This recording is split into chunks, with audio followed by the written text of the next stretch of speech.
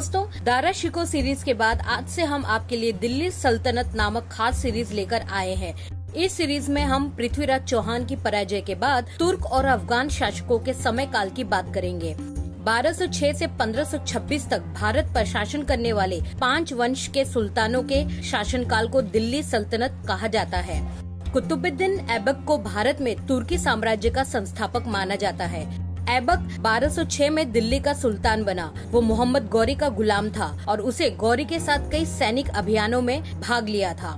उसकी पूरी जिंदगी युद्ध करते ही गुजरी। उसे गौरी की सेना का एक कुशल घुड़सवार माना जाता था, इसलिए गौरी ने उसे अपने घुड़सवार दस्ते का प्रधान बना दिया था। लेकिन विडंबना देखिए, कुतुबुद्दीन की मौत की वजह भी घोड़ा ही बना।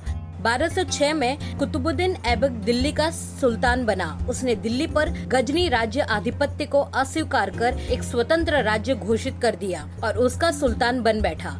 ऐबक गौरी का गुलाम था, लेकिन उसने मोहम्मद गौरी के वंशजों को दिल्ली प्रवेश पर रोक लगा दी ताकि उसकी बादशाहत को चुनौती न दी जा सके। बाद में उसने गजनी पर भी अधिकार कर लिया, लेकिन गौरी के वंशजों के विरोध के कारण उसे गजनी छोड़ना पड़ा। लेकिन उसने गजनी के वंशजों को दिल्ली नहीं आने दिया। उसने बंगाल और पंजाब को अपने अधीन कर उस पर दिल्ली सल्तनत की सत्ता कायम की। ऐबक केवल 4 साल ही दिल्ली का सुल्तान बना रहा। 1210 में पोलो जैसे खेल के दौरान उसके घोड़े ने उसे गिराकर कुचल दिया, जिससे उसकी मौत हो गई। अपने 4 साल के शासन में कुतुबुद्दीन ऐबक की उपलब्धि यही रही कि उसने बाहरी आक्रमणकारियों को दिल्ली का स्वाद चखा दिया, जो आगे चलकर कई सालों तक भारत का सिरदर्द बना रहा।